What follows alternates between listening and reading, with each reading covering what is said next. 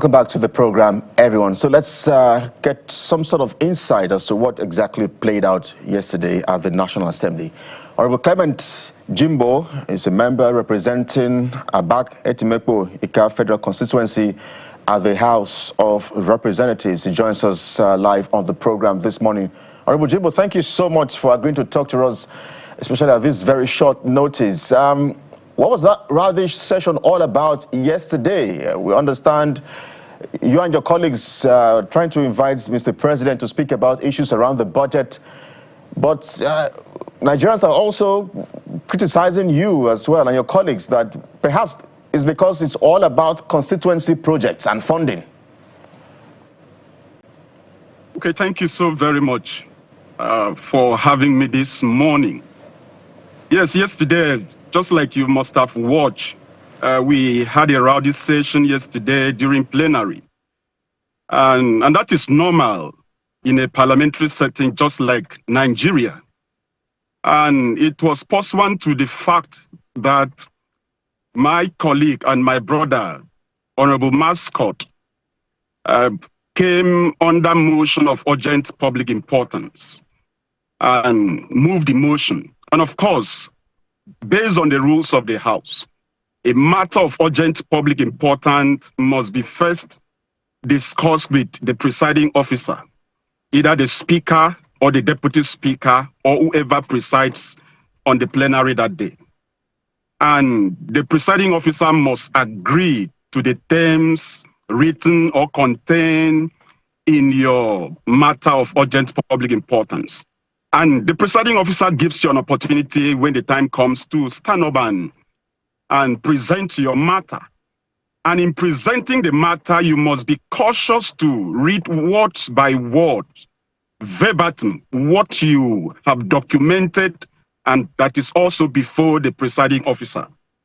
But in this case, what my good friend and brother did not do was to deviate from the document that he was reading from to import external materials, maybe speaking of the document. And what did he speak of the document? It was asking the House to summon or invite Mr. President to come and give account of why 2024 budget is still being implemented, why 2025 budget is still being implemented, though in 2026 July, and why 2026 budget is yet to be implemented. And when that was mentioned, of course, the House was totally in agreement. But the presiding officer had to quickly glance through the document that he was reading from that is also before him and discovered that that very prayer was not documented in the motion. And that was against the rule of the House.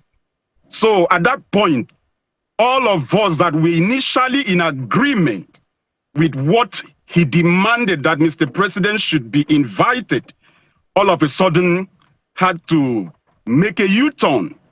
Because if you look at all the different economic personnel of Mr. President, is it the Accountant General of the Federation?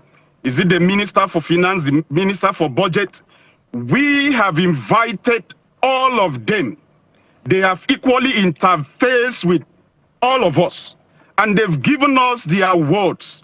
But of course, just like what Mr. President said a while ago, that the buck stops on his table. So irrespective of what the House resolved with this economic agent of Mr. President, the President still needs to okay it for it to become actionable. So since we have exhausted almost all our arsenals by interfacing with these guys, we now said, okay, the lender of last resort is to call Mr. President to come and talk to Nigerians about the delay in the implementations of budget. Of course, you asked about, is it because they are constituency projects? Yes, they are constituency projects because that is the only project that seems to affect every single Nigerian, wherever you may locate it. The constituents across the length and breadth of Nigeria, when such projects are implemented, will feel the impact. And also, we are having election in a couple of months. What are we going to tell thousands and millions of our constituents as dividends of democracy that we have been in the House for the past 3 years that will ginger them to consider giving us their vote again? So the motion was very well placed. And of course, that was what led to the Rowdy session. I would like to stop at this point. So regardless of the impropriety of the presentation of your colleague on the matters that you have outlined, you have also agreed that it's important to ask Mr. President to come and speak on these issues, particularly because you have summoned all the members of the economic advisory teams of the president over these matters. And so, would you say that it was politics that trumped common sense on the floor of the House when members then voted against the motion to summon Mr. President to come and explain these delays in release of funds to MDAs, and in fact, delays or in the release, the suspension of funds to constituency or zonal intervention, which has been a matter that has been on for some time? So was it politics rather than common sense? No, it wasn't politics, and it was not common sense either. You see, things must be done decently and in order. The House is governed by the rule of the House. The rule of the House says when a matter of urgent public importance is mentioned and the mover moves the motion, in the motion are prayers that the mover prays to the House to adopt. And after the prayers are prayed before the House, the presiding officer will always give room for amendment to the prayers. And if there is an amendment to the prayers, a seconder will be asked to second the amendment and it will be put to vote. And if the House votes yes, it will be included in the prayers. But in this case, when the mover moved the motion, the prayers were laid, a room was given for amendment to those prayers, and no member amended the prayers to include the invitation of Mr. President to the Parliament. That was what brought the conflict, and that was what brought the Rowdy session. If, when the opportunity was given, a member had raised an amendment to that very prayer that Mr. President should be summoned or Mr. President should be invited, truth be told, that would have reflected in today's vote and proceedings. And the president will be invited. Now, if the president will come, that is a kettle of fish altogether. But as we stand, there was no amendment. It was not politics. It was simply, should I say, my brother was speaking, it was just being carried away by the motion of the day.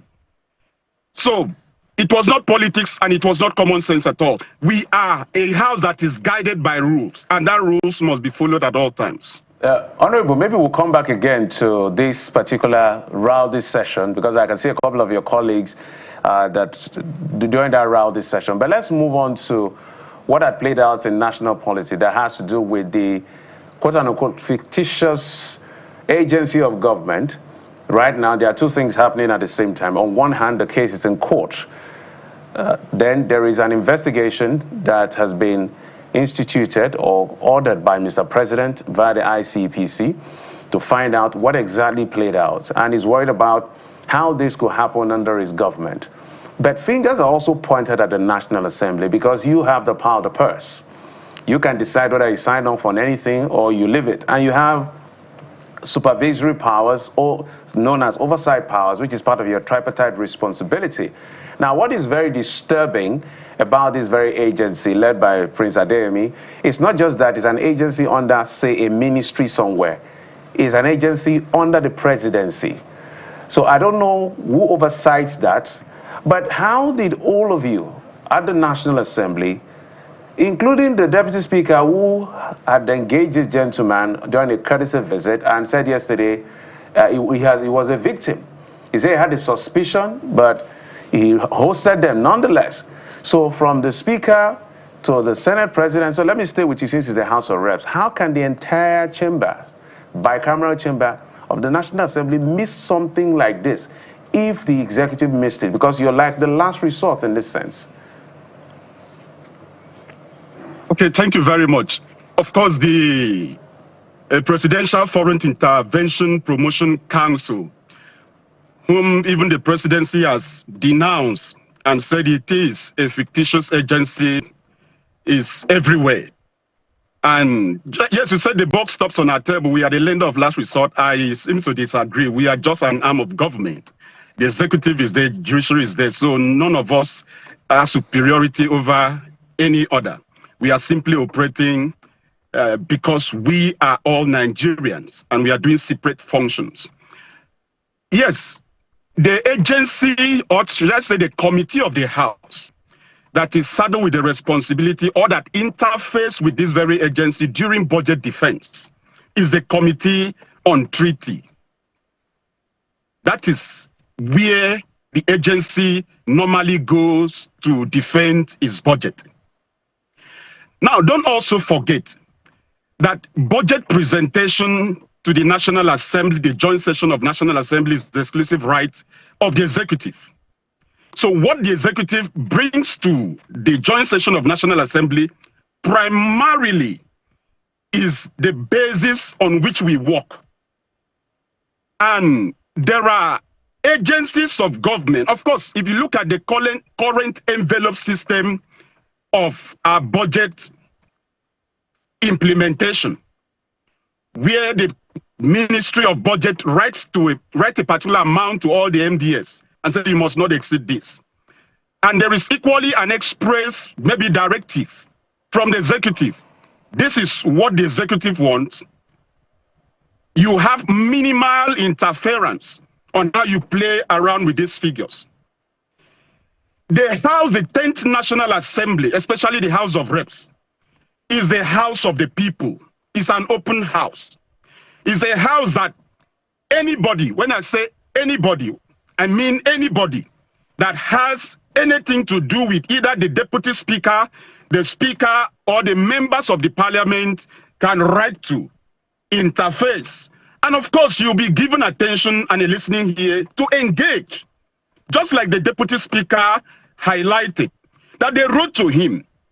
And having carried the signature, so to say, of such a nomenclature, Presidential Foreign Intervention Promotion Council, and coinciding with a situation where Nigeria is really seeking for a lot of foreign intervention in terms of investment, it is only normal for the Deputy President or the Deputy Speaker to have granted such an audience. And it ended there, just like the Deputy Speaker said that when they came, what they highlighted in their letter as a point of discussion was totally a clear departure of what they discussed. But what I will not know is what the Deputy Speaker did thereafter when he had this suspicion. But lo and behold, just like Mr. President said, he has commissioned ICPC to holistically investigate. These things are not uncommon in a democratic setting like this. So I would join many Nigerians to give Mr. President the benefit of the doubt.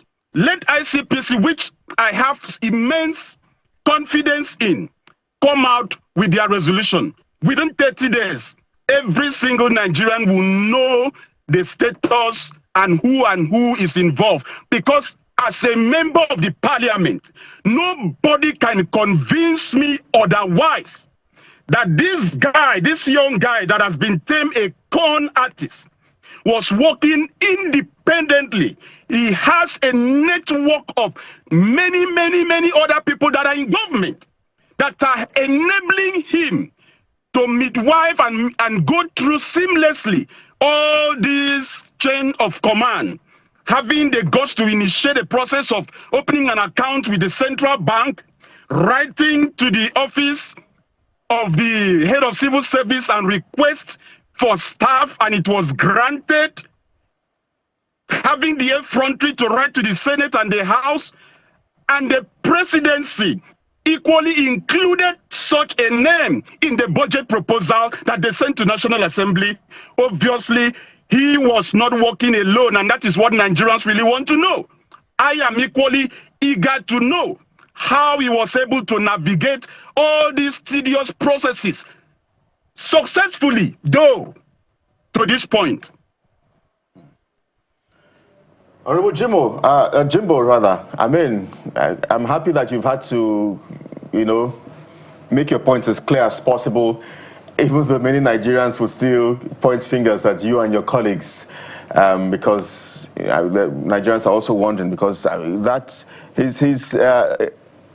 the phantom agency or fake DG, his budget also came through your tables as well. So let's stay with the issue of budgeting and what your colleague raised. The fact that the budget for 2024-2025 is still being implemented in 2026. I don't know if it's fraudulent by law or criminal by law, but how come we are still having to battle with that? I know there was that session not to invite Mr. President, but how come the House and the Senate, you have not decided to even probe why we are having to implement the budget of 2024-2025 in 2026? Okay, thank you very much. Of course, you must also know that the implementation of budget, after it has become an act of the Parliament, is the exclusive right of the executive.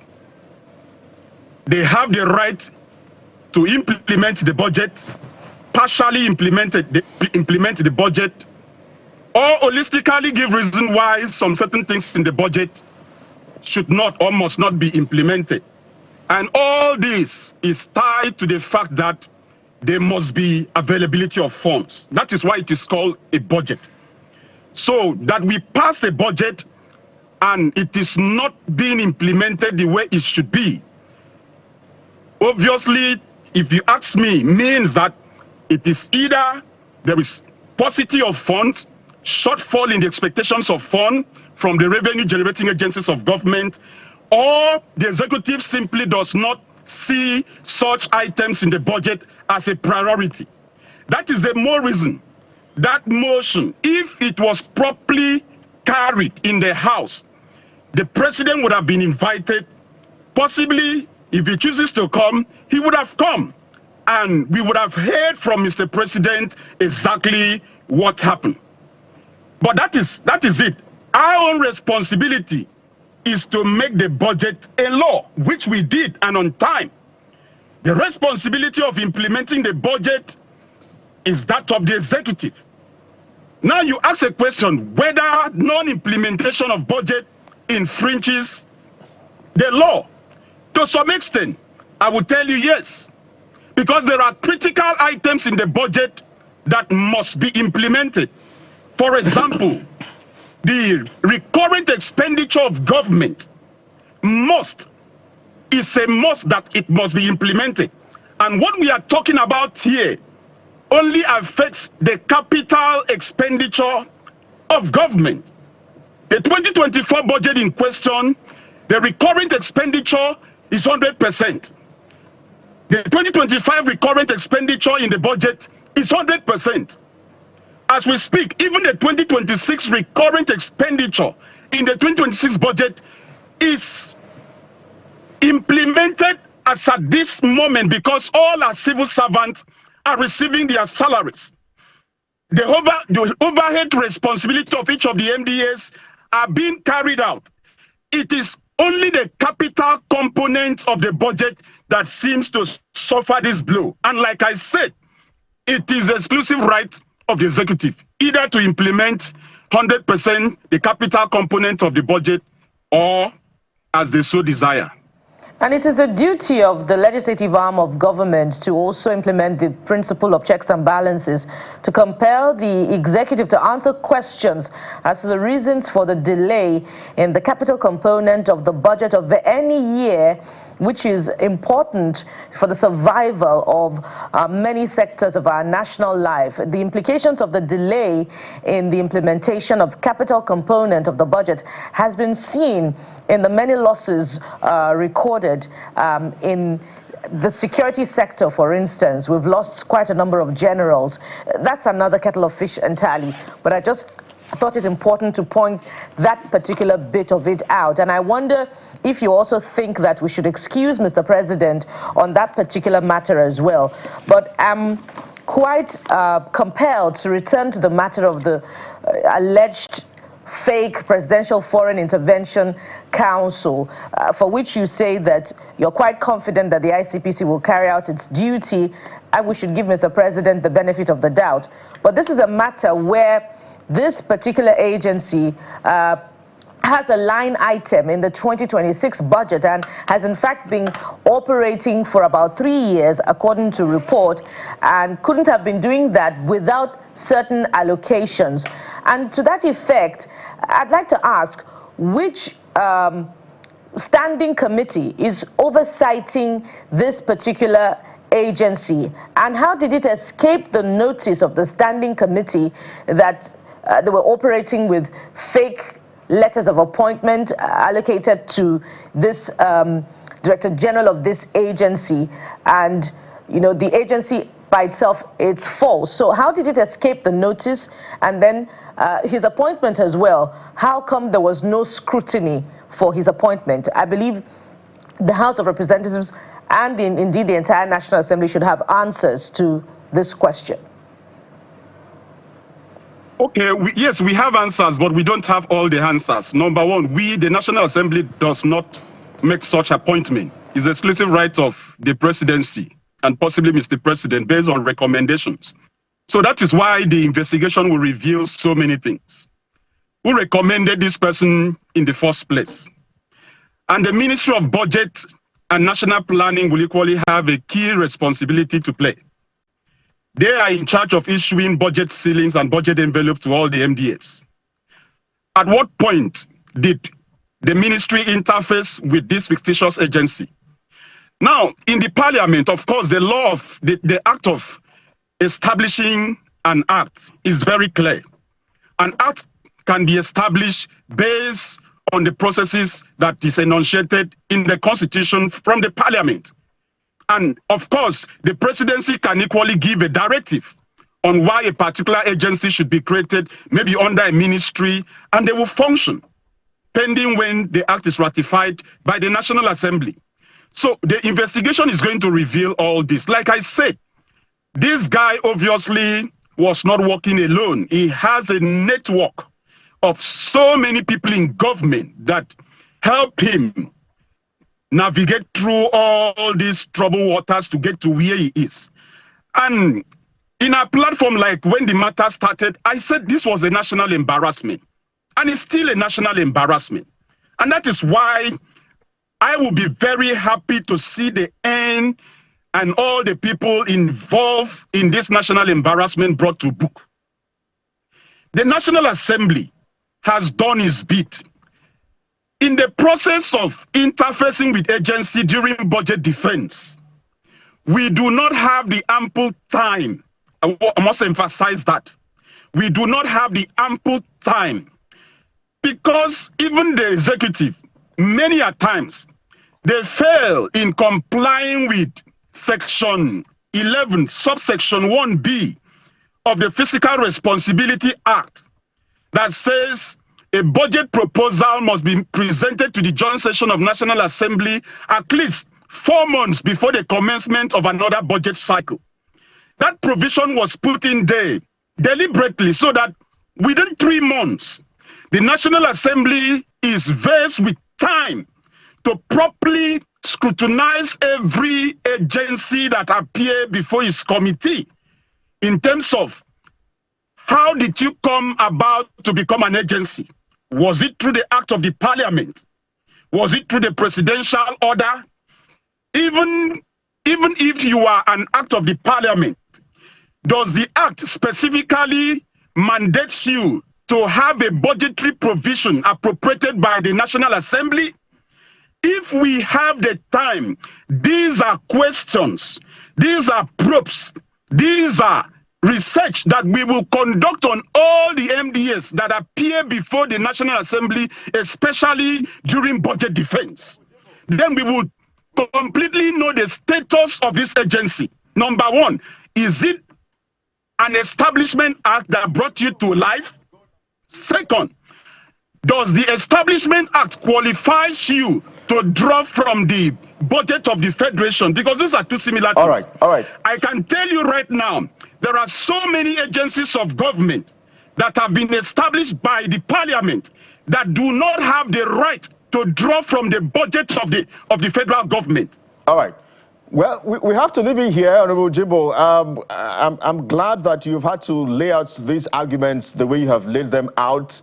I was going to ask you if perhaps you're also willing to take responsibility, you and your colleagues, because some of these agencies have had to go through the National Assembly. So I wonder if perhaps you and your colleagues are willing to take responsibility as well. But this perhaps is an eye-opener so that when these kind of issues of national interests comes to your table, you would look at it and look at it again and again and again.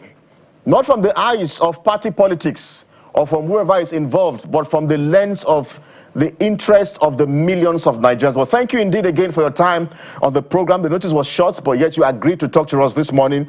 Clement Jimbo is a member of the House of Representatives. He represents Abak Etimekpo Ika Federal Constituency at the House of Reps. Thank you indeed for your time. It's my honor. Thank you very much for having me.